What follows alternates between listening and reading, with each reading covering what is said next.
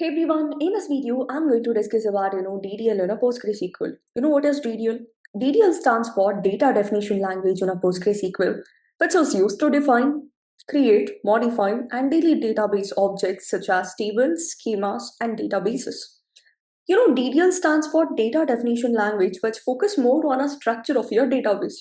So that means it helps you in creating database, creating table, and not just that, it also helps you in altering table structure. Like, what if you want to add a new column? What if you want to change your data type? What if you want to drop a column?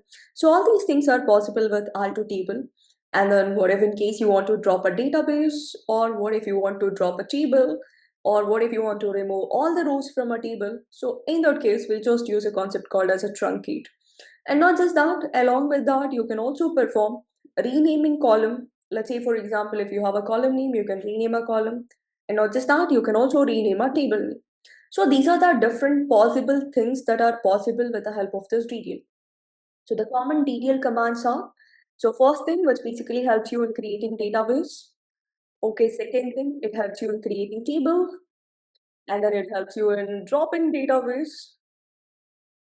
It helps you in dropping table. And not just that, it also helps you in altering table.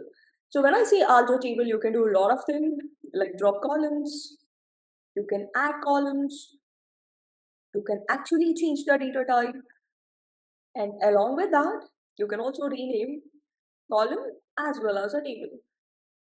And along with this, you have one more option, which is a truncate, which basically helps you in removing all the rows from your table. Okay, so these are the different DDL commands that we're gonna study in this sequel.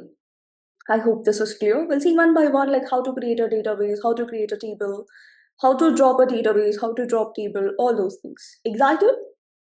Stay tuned. Thank you. Happy learning.